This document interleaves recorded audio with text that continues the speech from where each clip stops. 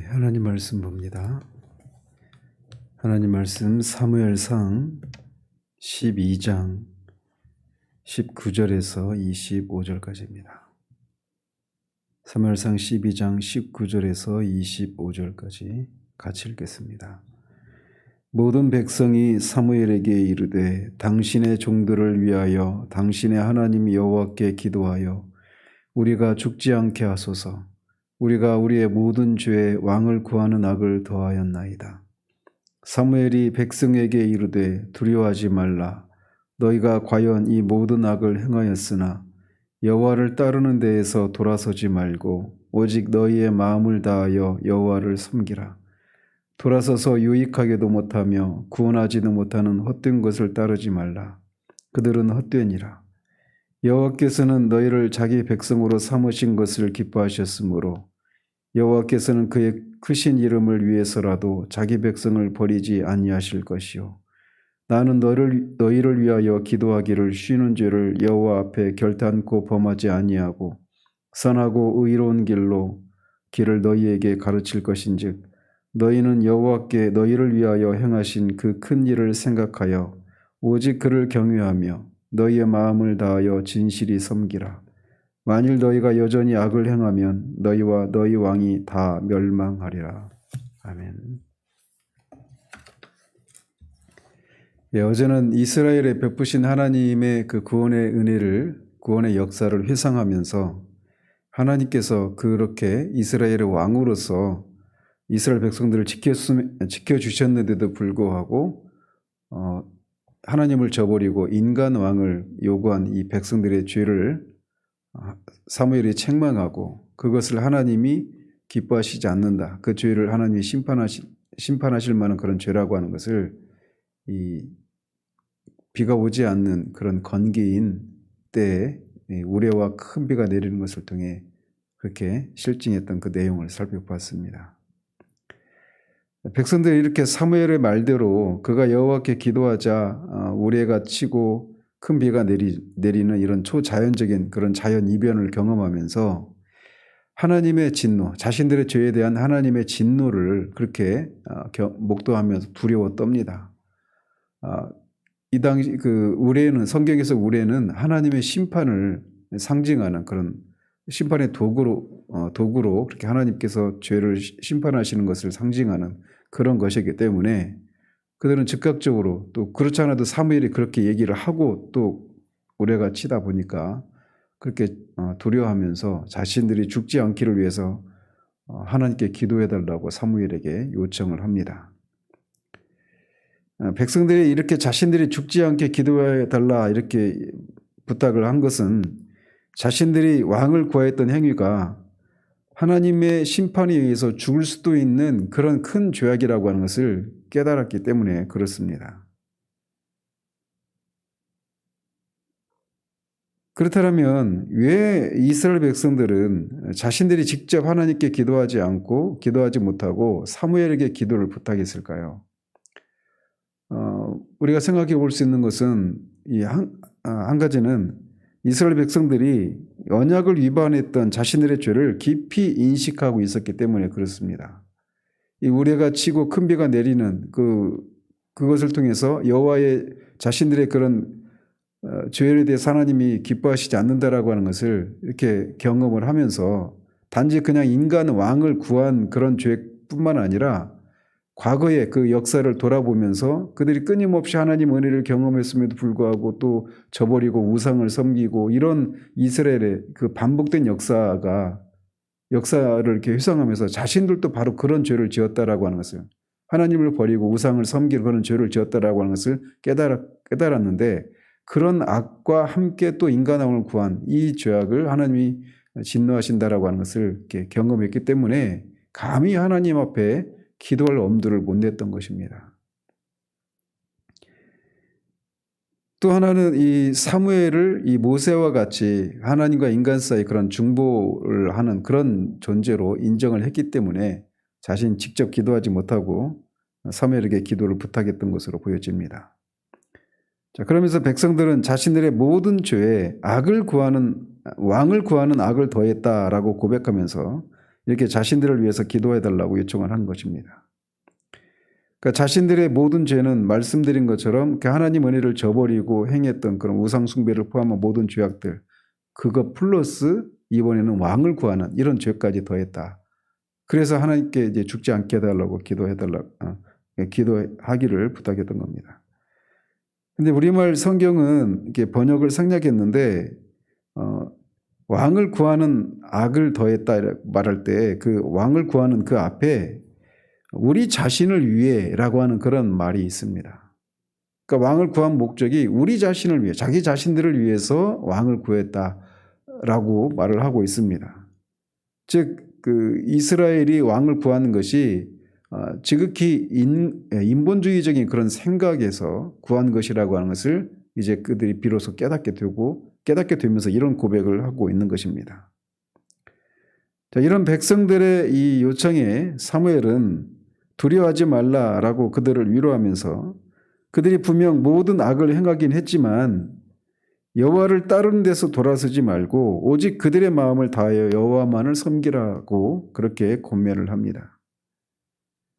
즉 너희들의 그런 요청에 따라서 하나님께서 왕을 허락하셨는데, 즉 너희들이 그 왕을 구한 것은 분명히 악을 행하는 것이었지만 그럼에도 불구하고 하나님께서 인간 왕을 허락을 하셨으니 그 인간 왕을 따르라 이렇게 말하지 않고 여호와 하나님만을 따르라 이렇게 말을 하고 있는 거예요.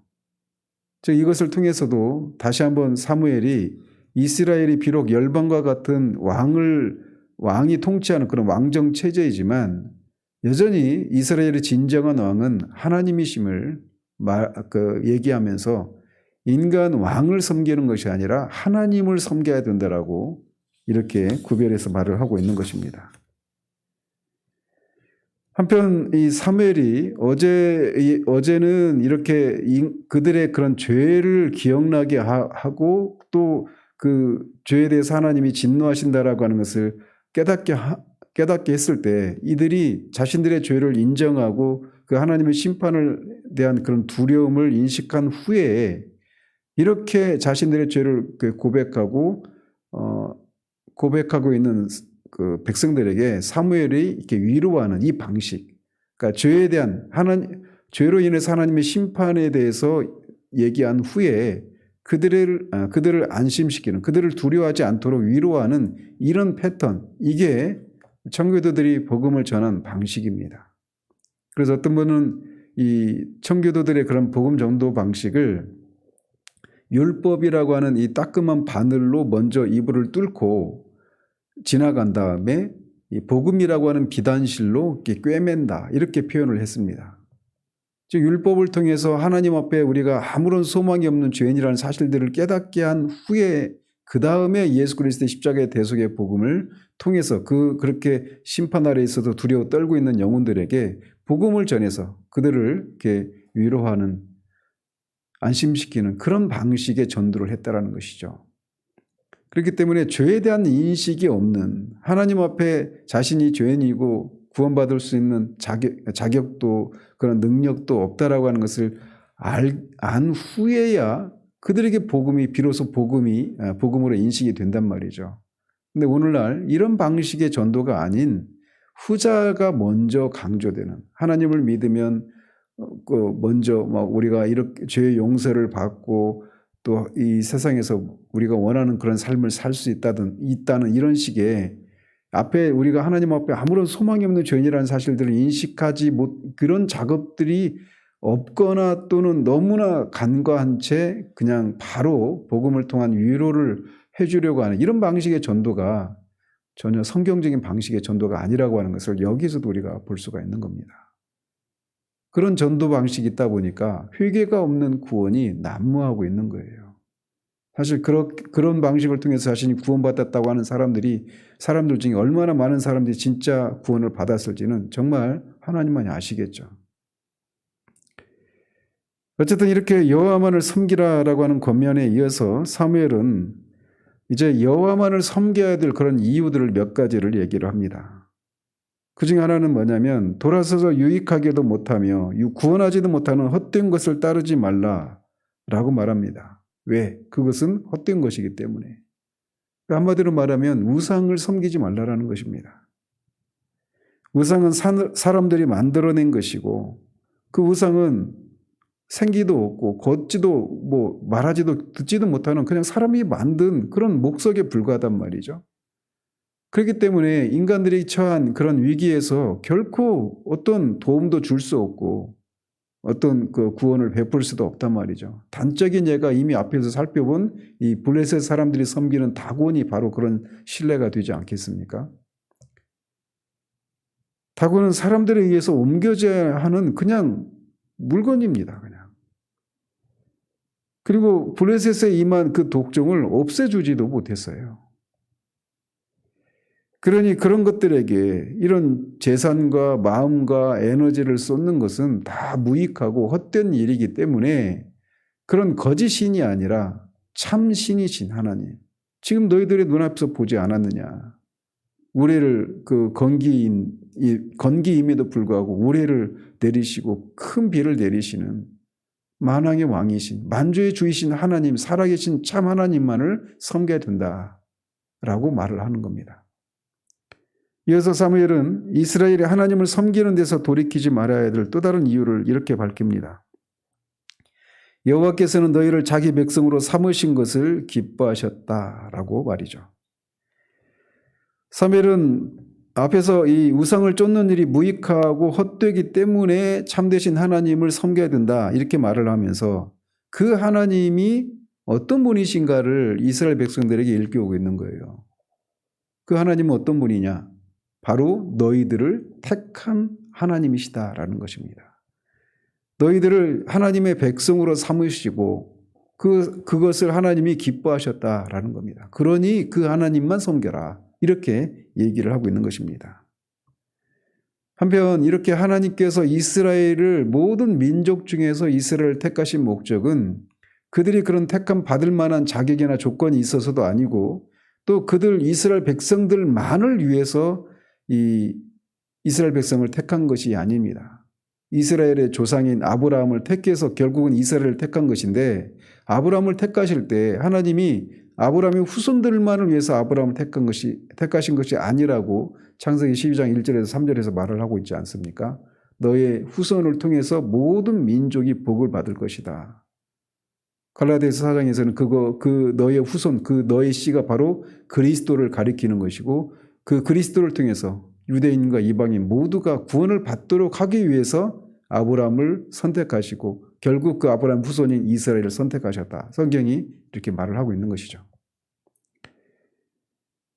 그러면서 이스라엘 백성들이 하나님을 섬기는 데서 떨어지지 말아야 할 이유를 또 이렇게 말을 합니다. 여호와께서는 그의 이름을 위해서라도 자기 백성을 버리지 아니하실 것이기 때문에. 그러니까 하나님께서 너희들을 택하신 것을 기뻐하시기 때문에도 하나님을 떠나서는 안 되고 그렇게 너희들을 택하신 하나님이 너희들을 결코 버리지 않으실 것이기 때문에 라도 너희들도 그렇게 하나님을 떠나서는 안 된다. 이렇게 말을 하는 겁니다. 히브리적인 사고에서 이름이라고 하는 것은 단지 그냥 다른 사람과 구별하기 위해서 붙인 어떤 호칭에 불과한 것이 아니죠.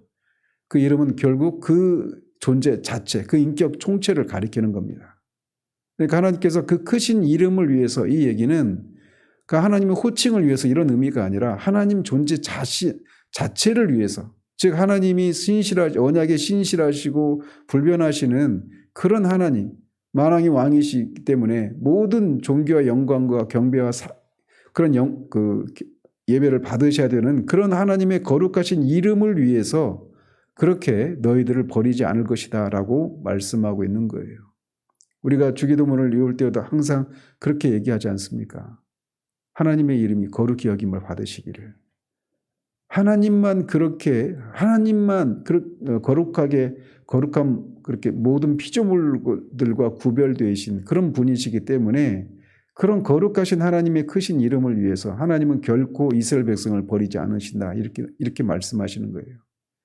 이스라엘 백성을 외적의 침입에 의해서 이스라엘이 멸망하게 되는 방식으로 하나님이 이스라엘을 버리시든지 또는 이스라엘의 죄 때문에 하나님이 그들을 심판하시고 버리시는 것은 결국 그 이스라엘을 택하셔서 열방을 구원하시고자 하시는 하나님의 그 계획이 무산되는 것이 되는 겁니다. 그렇게 되면 하나님이 전능하신 분도 아니시고 신실하신 분도 아니시고 오래 참으시는 분도 아니신 앞을 내다보지 못하는 전지하신 분도 아니신 그런 분이 되시기 때문에 그런 분이 아니신 것을 위해서라도 너희들을 결코 버리지 않을 것이니까 너희도 하나님을 떠나지 말고 하나님만 섬기라고 말을 하고 있는 겁니다.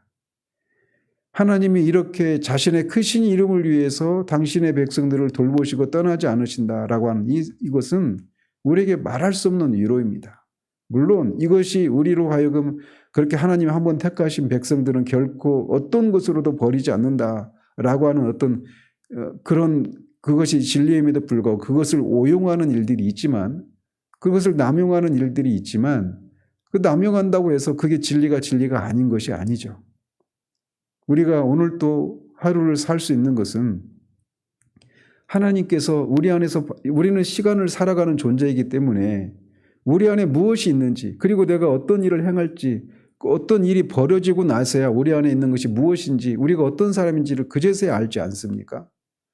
그럴 때마다 우리는 내가 이것밖에 안 되는구나. 내가 이런 정도의 사람이었다니라고 하면서 우리 자신에 대해 실망을 하고 그럴 때마다 하나님 앞에 나아갈 담대함을 잃어버리고 하나님이 나를 버리신 건 아닐까?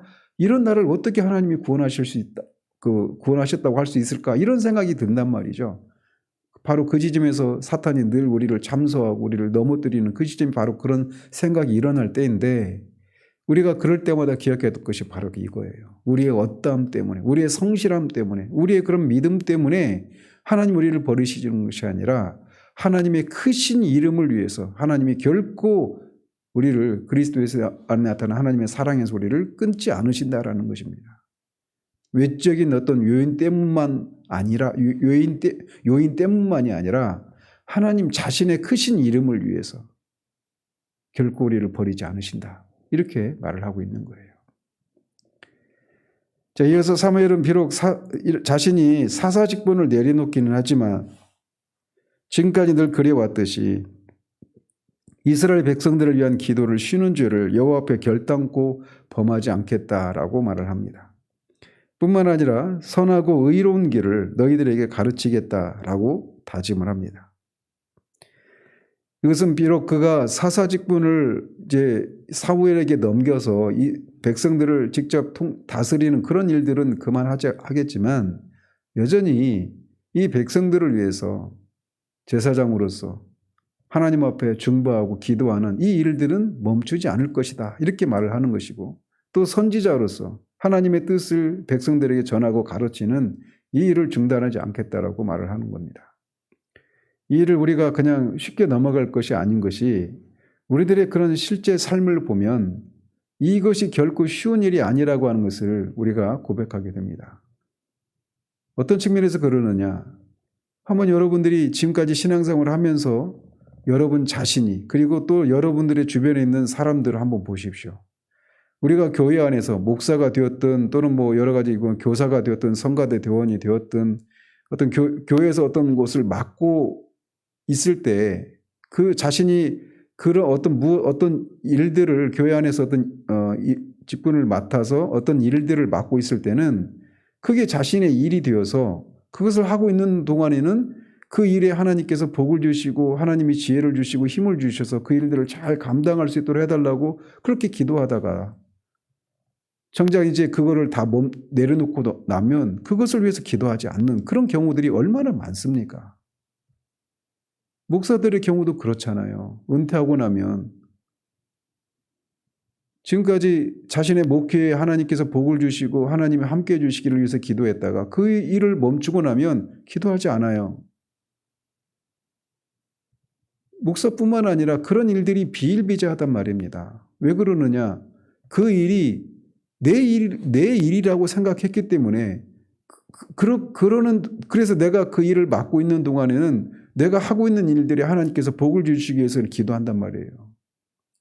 근데 내가 그걸 중단하고 나면 이제 하지 않으면 기도하는 거 멈춰버립니다. 근데 우리가 기억해야 될 건 뭐냐?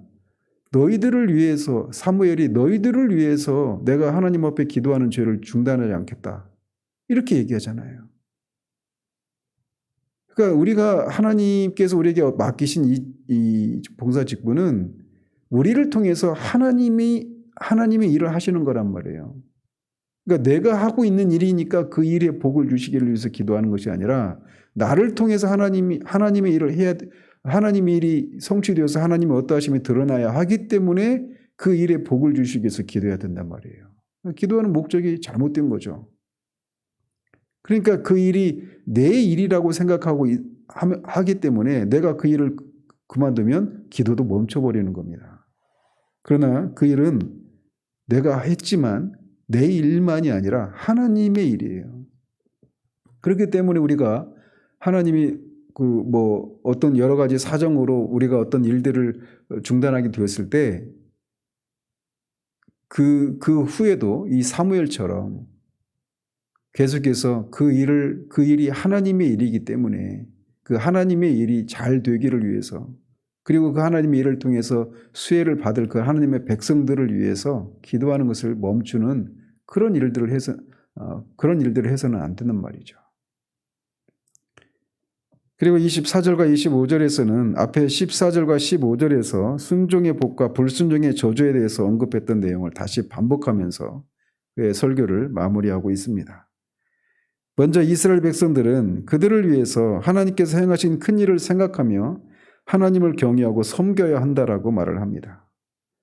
즉 하나님께서 이스라엘 백성들과 함께 하시면서 역사 속에서 그들을 위해서 행하신 모든 일을 기억하고 하나님을 경외하고 섬겨라, 이렇게 말을 하는 겁니다. 이렇게 말하는 이유는 사람은 늘 잊기 쉬운 존재이기 때문에 그렇습니다.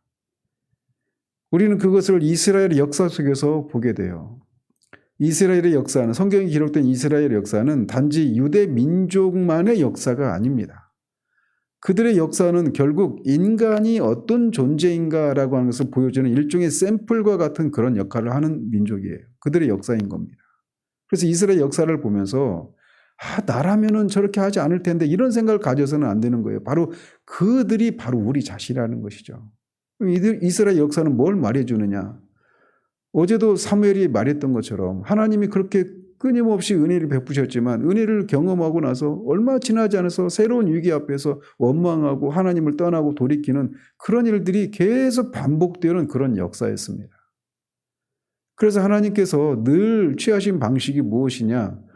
하나님께서 이스라엘 백성들을 구원하시고 나면 항상 그것을 기억할 수 있도록 어떤 기념비를 세운다든지 또는 이 돌무더기를 쌓는다든지 이런 일들을 하시는 거예요. 심지어는 할례를 통해서 그 이스라엘 남자들의 그 포피를 베게 하시는 것을 통해서 하나님께서 그들의 조상 아브라함이 하셨던 그 약속을 늘 기억나게 하시게 했잖아요.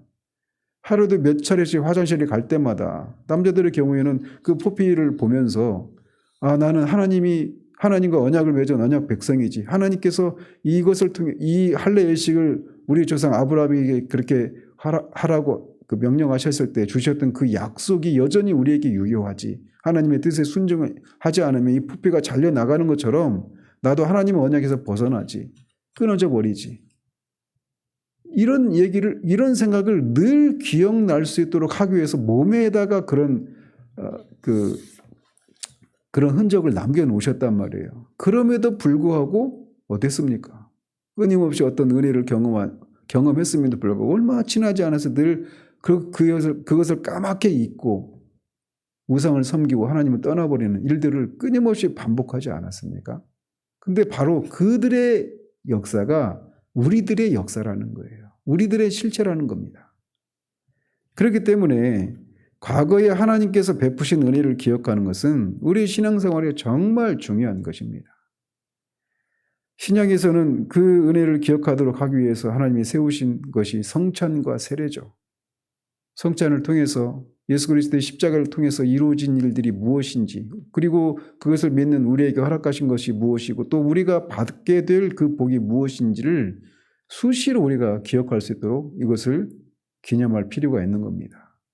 뿐만 아니라 세례를 통해서도 그것을 우리가 과거에 어떤 상태에서 어디에서 구원받아서 무엇으로 우리가 구원을 받았는지를 기억하는 것이 우리 신앙생활에 굉장히 중요한 것입니다.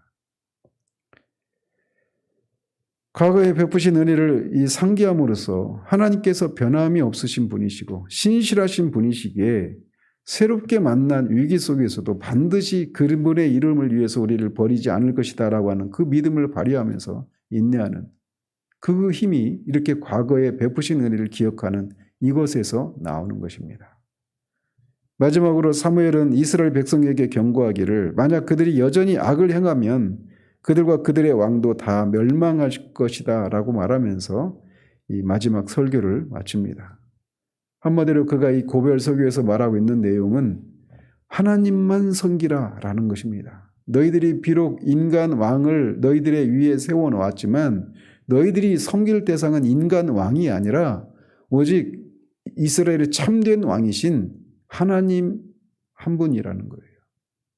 그 하나님을 섬기기 위해서 과거에 우리가 하나님이 베푸신 그 은혜가 무엇인가를 일깨우고 하나님이 아닌 다른 것들을 섬기는 것은 다 무익하고 헛된 것이니까 그리고 하나님이 너희들을 택하시고 그것을 기뻐하시고 그분의 크신 이름을 위해서 결코 너희들을 버리지 않으실 것이니까 언제라도 하나님만 섬기라. 이게 그가 우리에게 그 백성들에게 말해주고 있는 겁니다. 이것은 여전히 신약시대를 살아가는 우리들에게도 유효합니다. 우리는 하나님의 백성이에요. 하나님이 우리의 왕이십니다. 그래서 때로는 이 이스라엘 백성들에게 인간 왕이 눈에 보이는 인간의 왕이 없어서 우리에게 왕이 없다 이렇게 생각하는 것처럼 하나님이 분명히 우리의 왕이심에도 불구하고 우리 눈에 보이는 현실들이 하나님이 왕이 아니신 것 같은 현실들이 우리 앞에 펼쳐질 때 우리에게는 돈도 필요하고 사람도 필요하고 능력도 필요하고 이런 것들이 없으니까 우리가 삶이 이렇게 고달파 이렇게 생각한단 말이에요. 똑같은 일을 하고 있는 겁니다. 형태만 다를 뿐. 따라서 우리가 이스라엘 백성들에게 사무엘이 말하고 있는 것처럼 하나님이 왕이시고 우리가 그분의 백성이라고 하는 이 사실을 우리가 늘 기억하면서 다 어떤 상황 속에서도 하나님만을 섬기는 그런 우리들 되기를 바랍니다. 이 하루도 그런 하루의 연장이기를 우리 주님의 이름으로 축원드립니다. 기도하겠습니다. 하나님 아버지, 이렇게 해서 사무엘의 마지막 설교를 살펴보았습니다. 하나님만을 섬기라 라고 하는 그의 마지막 설교가 우리 마음에 계속해서 울리기를 소원합니다. 눈에 보이는 왕이 없어서 우리에게는 왕이 없다고 생각했던 이스라엘 백성들처럼 우리도 우리의 삶의 주인이 하나님이시라고 하는 이 사실이 눈에 보이지 않는 현실이기에 하나님이 아닌 다른 것들을 의지하고 신뢰하려고 하는 그런 마음이 우리 가운데 얼마나 많이 자주 일어나는지요. 그럴 때마다 우리가 기억할 수 있도록 도우시옵소서.